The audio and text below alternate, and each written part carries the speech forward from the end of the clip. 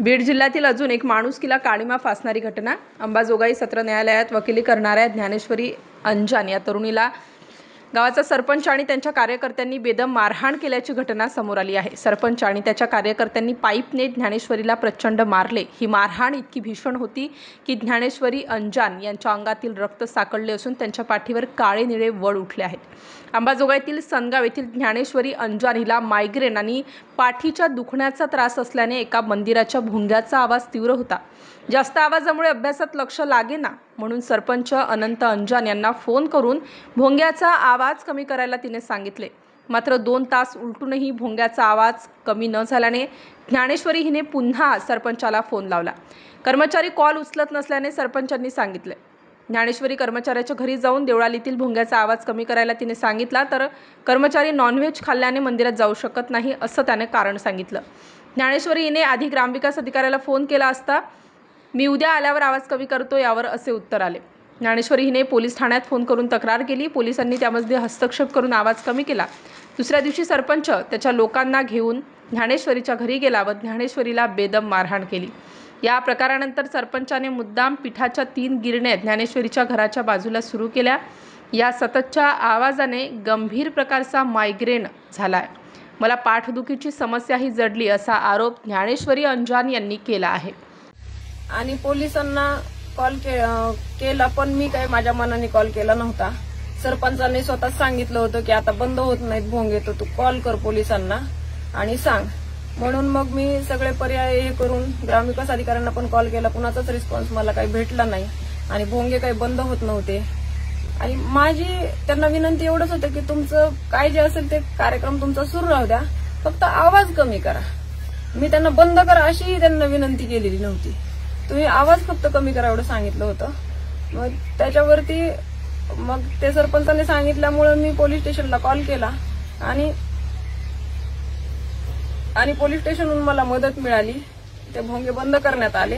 दुसऱ्या दिवशी तो खूप साऱ्या लोकांना घेऊन इथं दारात आला। आई वडिलांना माझ्या दमदाटी केली आणि मला पोलिसांची मदत मिळाल्याच्या नंतर सकाळी माझ्या दारात येऊन बसले। माझ्या आई वडिलांना दमदाटी केली की तुमच्या मुलीने कशामुळे फोन केला पोलीस स्टेशनला, आणि माझ्या आई वडिलांकडून अक्षरशः माफी मागून घेतली त्यांनी।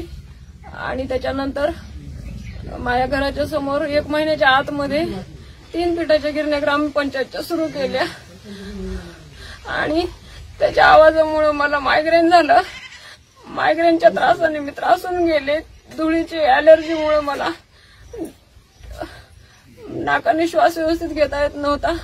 सारखं म्हणजे मला ॲलर्जिक सर्दी पण झाली होती।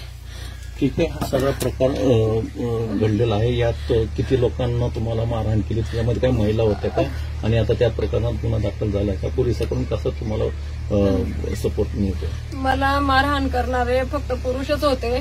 ते माझ्यावर 16 मार्च पासून पाळत ठेवून होते। सतत मी घरातून बाहेर निघताना माझा पाठलाग करत होते। मी अगदी त्यांच्या दहशतीखाली होते आणि 14 तारखेला मी माझ्या शेतात गेले होते आंबे आणण्यासाठी, कैऱ्या आणण्यासाठी। तर त्यांनी मला अचानक येऊन घेर घालून मला इतकी मारहाण केली, इतकं मारलं मला की मी बेशुद्ध पडले। आणि बेशुद्ध पडल्याच्या नंतर मला काही माहित नाही। त्याच्यानंतर पोलिसांनी मला दवाखान्यात नेलं। मला पालकमंत्र्यांना एवढं सांगायचंय की बीड जिल्ह्यामध्ये असे प्रकार सतत घडत आहेत, याला कुठेतरी आळा बसला पाहिजे।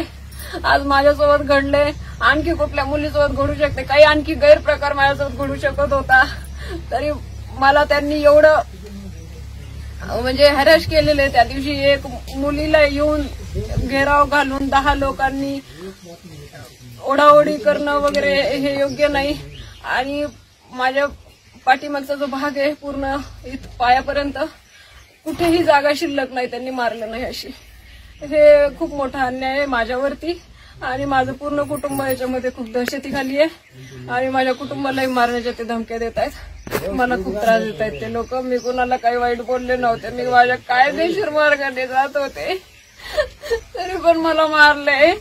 मी मेलेच असते त्या दिवशी आणि माझा खून करण्याच्या उद्देशाने मला मारलेलं आहे त्यांनी। तर यांच्यावर कडक कायदेशीर कारवाई करण्यात यावी, यांच्यावर मकोका लावण्यात यावा. आणि स्टार न्यूज ब्युरो, नाशिक.